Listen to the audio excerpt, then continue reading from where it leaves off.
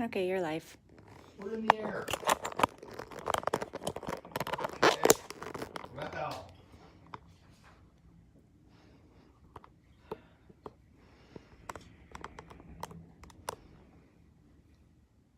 Inside Out. I was watching a movie, I think it was last night, no, yesterday. It was Netflix.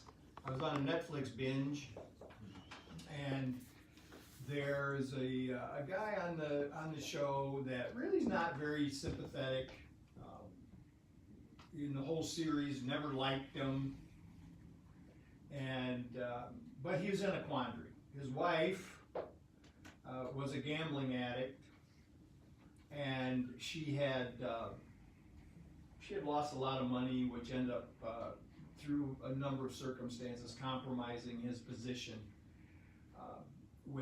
he was a government official, and he ended up being compromised, had to resign. But his wife was in treatment, and the guy they used for the role, really, even looking at him, even his face was really not very agreeable, and he told someone that his wife was in treatment, and the person responded, and the person who responded was kind of someone in conflict with him. The person responded, "Well, what happens if it doesn't work?" And he said, "Then I will just continue to turn myself inside out." And in that moment, the actor was good enough that I felt some compassion for the character. This idea of turning ourselves inside out, as in terms of that being some way of describing suffering, right? Some way of describing the suffering that really is hurtful, and guess someone might say tearing us up inside, right? And then I thought about the experience that we have had over the past few weeks with one of our dear friends who just can't stop hurting himself. He just can't. He just is caught in it. And now, again, there's been an intervention, probably not the intervention he was hoping for, but he is now incarcerated. And we know that in this particular situation that incarceration really doesn't help, except that it allows for a break in the behavior. But so the same kind of thoughts came to me. So here, the way I need to look at it is, yes, jail isn't the greatest, but it's an opportunity for a new start. Every time. It's like sometimes we are caught up in behavior that, for whatever reason, we just can't seem to stop it on our own. And it may not be serious like his is serious, but we've all kind of experienced that we keep doing some things that we wish we wouldn't keep doing. And then finally something happens if we are unable to actually make a decision for ourselves. Something happens where something bigger than us, something stronger than us, stops us for a moment. Some event occurs where we can't continue because someone else has kind of taken control of our will for a minute. And at that point, though, and although being in it, when we are in it, our experience might be one of great frustration and anger and maybe even feelings of total hopelessness. But there's an opportunity for a new beginning in that moment. There's an opportunity for a new beginning. There's an opportunity when whatever the judge says, whatever the next thing is, there's another opportunity. There's an opportunity for that new beginning. It is a new beginning. And so then, again, decisions are called for. And hopefully there will be resources in place for us or for our friend that are attractive enough that we choose them, right? We choose them. Choose the positive alternative. Now, the beautiful thing about God's will, and this is so sometimes so difficult to see this. We have an attitude that everything that happens is God's will. Then you also are going to have somewhere you're going to harbor quite a few resentments against God. Because there's going to always be these questions about how could God's will be for my suffering? How could God's will be for all the suffering of others? Well, I'm saying every week it is not. It just, so everything that happens in our world, in our material world, is not God's will.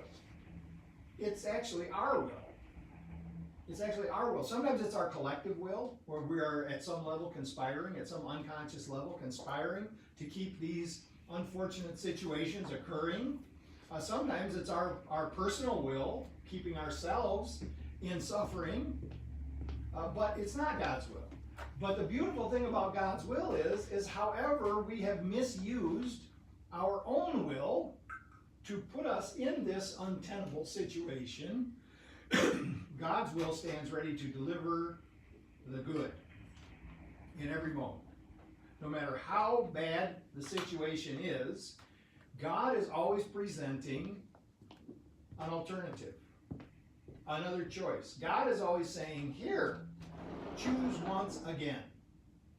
Because what's going on is, for whatever reason, and this is not something to beat ourselves up over, but it's something to recognize is we are making the choices that pile up to be the experiences that we are having. If we can just take more responsibility for our own self and our own actions, we can just say, yes, I am choosing.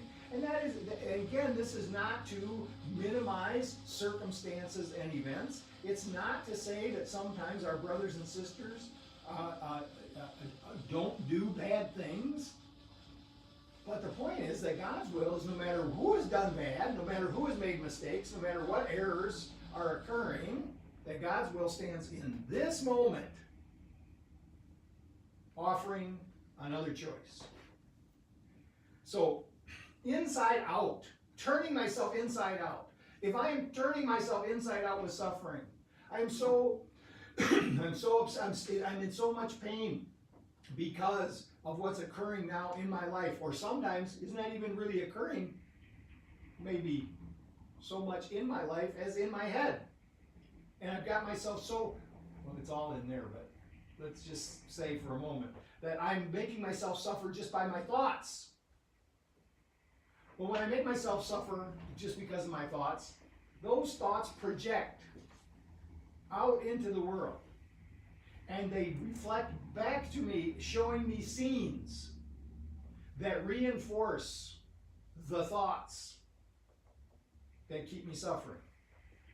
So when I am turning myself inside out, when I'm taking my inside and throwing my insides out there, and my insides are full of anger, and full of hate, and full of fear, I turn myself inside out, I throw all of that mess out to that screen of the world, and it reflects badly upon me. What did Job say? Lord, that which I feared has come upon me.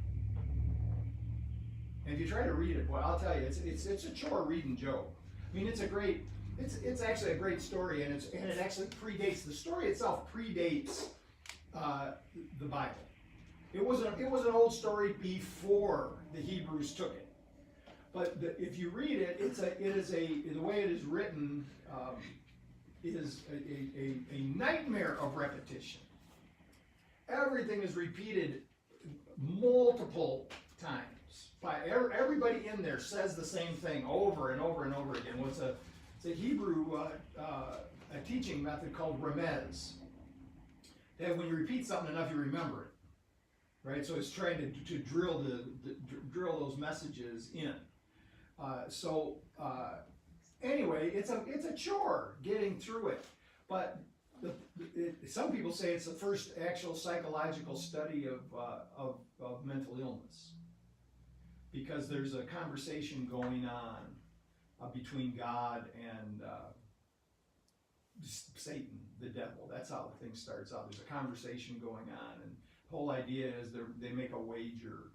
God and the devil make a wager, and it's saying that the devil's saying that he can turn Job from being a pious man if God just allows him to, torture him for a while. And God says, "Oh no, you never can do that." But anyway, but the question is that conversation going on in Job's head?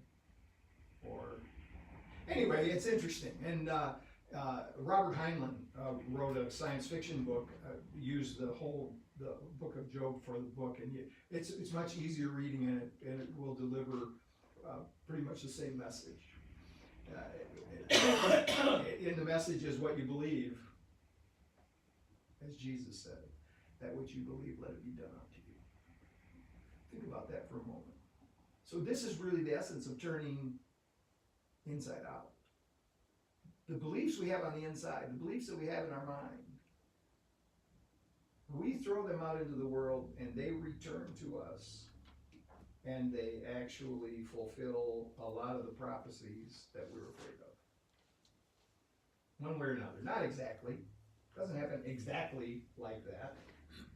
So this is a lesson that all of the great spiritual paths talk about this principle.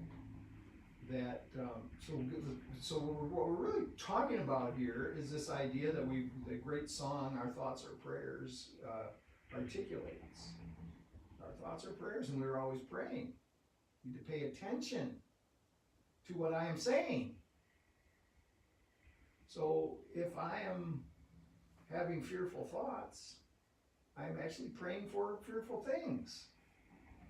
If I'm having angry thoughts, what I'm doing is I'm praying for vengeance. I'm praying for vengeful things.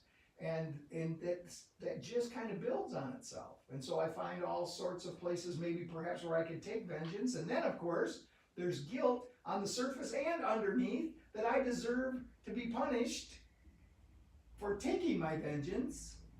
And this thing just keeps so all of this turmoil on the inside just keeps producing more turmoil for us to observe on the outside.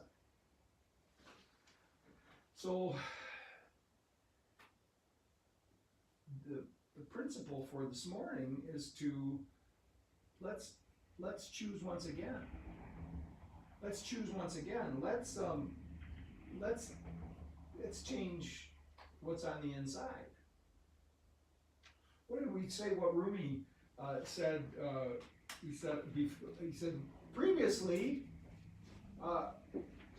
I was clever, and so I tried to change the world. Now I'm wise and have decided that I will change myself. Because this is it. This is cause and effect is what's going on. The cause is what's in my mind, and the effect is what I see in the world. And we've examined this many times before, but we know it's true. You and I can be looking at the exact same thing, seemingly, and if we go to explain it separately to someone else, we will both tell a different story. Ask the police when they do interviews after a crime. They have a number of eyewitnesses. Every eyewitness account is different in some way or other. How do they, usually, how do they decide which is right? Right? Usually, and just think about this. How do you decide? How do you decide which is right? And I'll tell you how you decide. By the built-in presuppositions in your own mind. So whatever story most matches up to the story that you want to believe, that's the story you believe. Just a suggestion. Check it out. So let's change what's on the inside and just do it as an experiment, right? Start working on the inside and observe what's happening on the outside.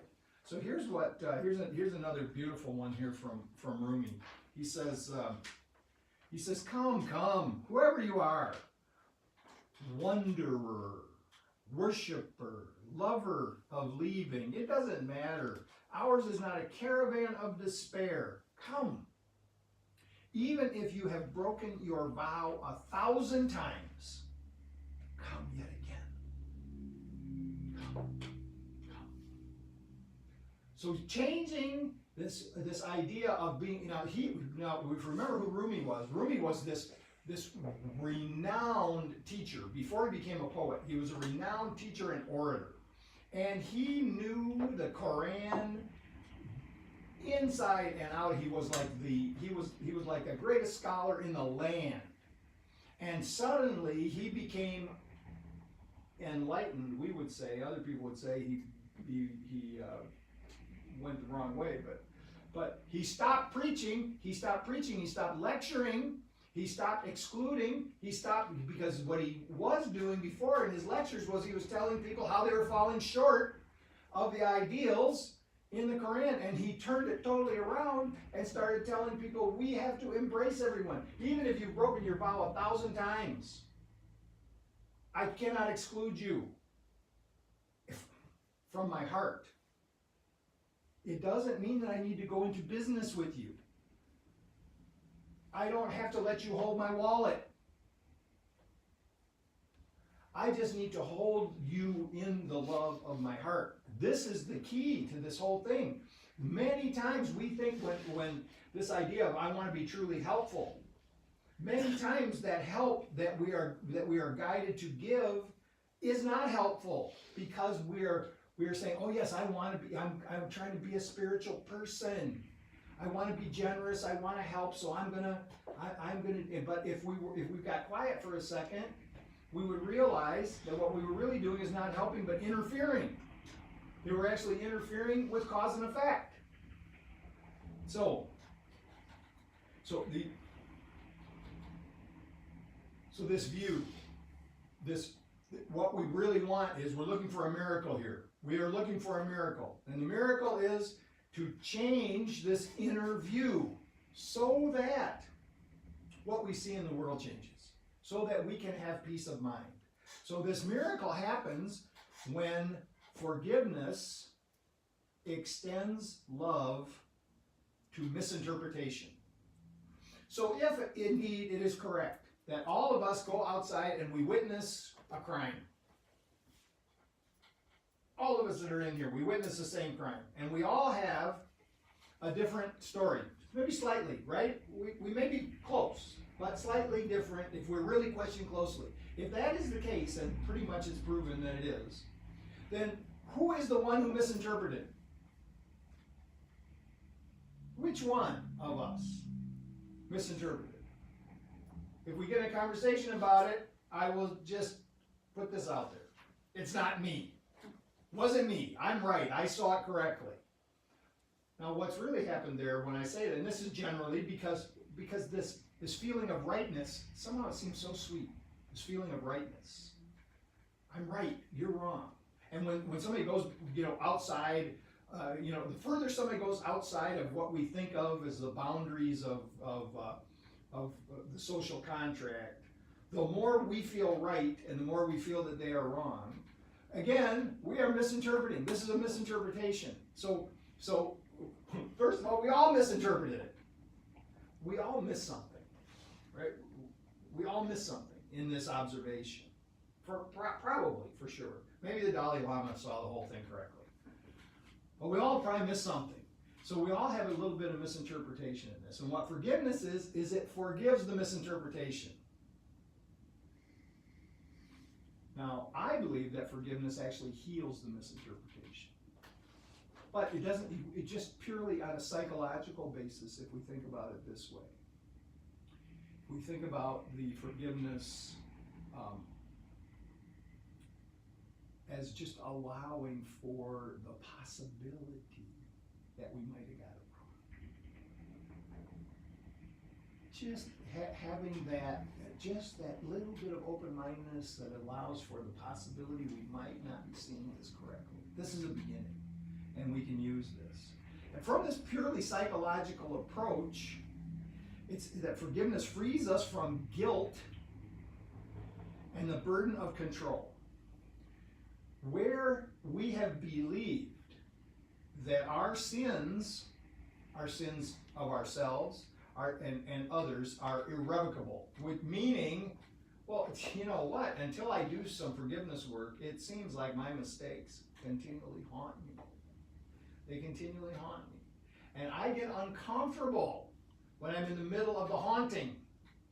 These ghosts of I don't want to think, I don't want to observe them, so I'd rather observe your ghosts. So I flip. I flip from guilt to blame. And alternate back and forth between that idea of superiority and inferiority.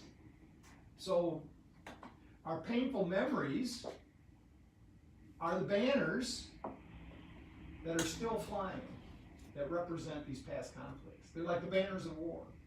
They're still flying from the past. They're thinking that none of us deserve to be forgiven. We may have to just, it's so easy. It's so easy to say when this idea of forgiveness comes up, well they don't deserve it. They're beyond the pale. This person, that person. And it begins such a simple way. Just that idea that we've said a number of times, that whenever we hear ourselves saying to ourselves or others, I would never do something like that. That's when we know that there's an opportunity for forgiveness. So what Goethe, this famous philosopher, he got some great stuff if you want to look it up. His name is not spelled like it sounds. It's Goethe, but it's Goethe. That's how you spell it, okay? And he says, our friends show us what we can do. Our enemies show us what we must do.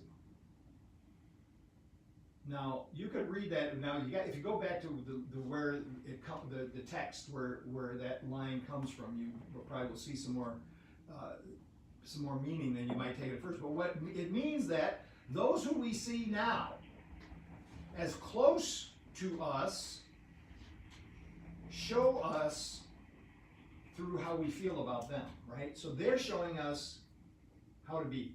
In other words, if I feel close to you, I'm loving you, I'm feeling connected to you, you are actually showing me how I'm supposed to be feeling. In general, that's what I'm saying, right? And then on the other hand, our enemies are showing us how we must endeavor to feel about those who we see as aliens. So in other words, what we need to learn to see whoever we're feeling like, and this is the other thing, if we start realizing about perception, our enemy today is our friend tomorrow, depending upon the circumstances. And don't even think about it in big dramatic terms of world war and stuff like that, although you can if you look at the arc, if you look at that arc of history. I am saying just the people in your life, the day you love them, tomorrow you're mad at them. So what Goethe was saying is, those who you feel close to right now, your endeavor is to feel that way to those who you're not feeling close to.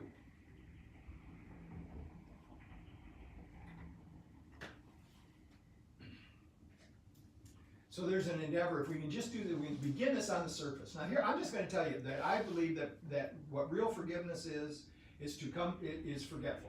Real forgiveness is forgetfulness. And I'm just going to keep saying that. It means forgetting the thing that you were mad about, as if it never happened. But we may not just be able to jump straight to that point.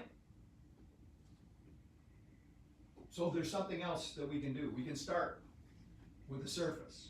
We can decide, we can think about this forgiveness as, first of all, to better understand it includes us.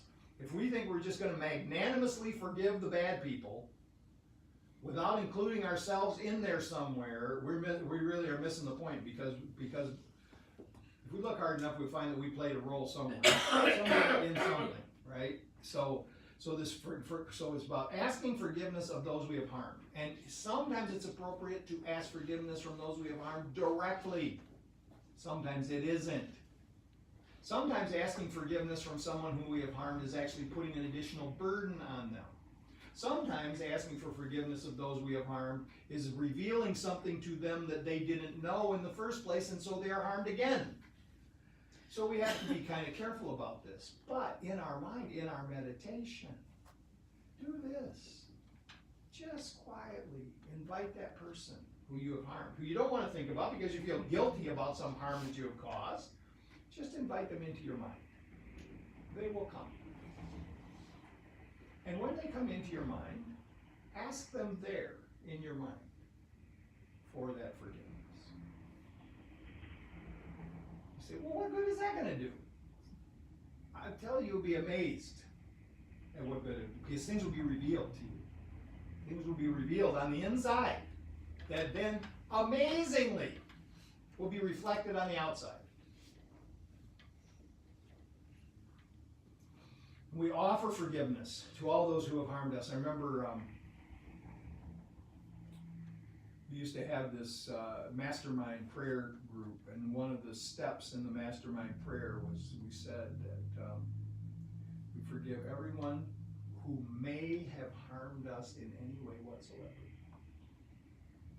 The reason we said who may have harmed us is because we might be wrong. We could be wrong that they actually harmed us. But still, we're holding it in our minds, right? So we're gonna so we're gonna offer this forgiveness to those who harmed us. And the way we're going to do that is, again, it's just a meditation. You don't have to go to them, because listen, really, in the material world, someone who harmed you in the material world may well harm you again in the material world. But that doesn't mean that you can't forgive them. Invite them into your mind. So here what we're saying is we're going to invite the outside in. We're going to invite the outside in. So we invite that person who may have harmed us into our mind. And we visualize. Could I say, hug them in your mind? Really? Really? Embrace them. If that's too much, if it's just too much, just start to see them in the light. What I'm trying to get at here is you can do anything you want in your mind. This is where your real power of choice comes in. In your mind, you can do anything you want.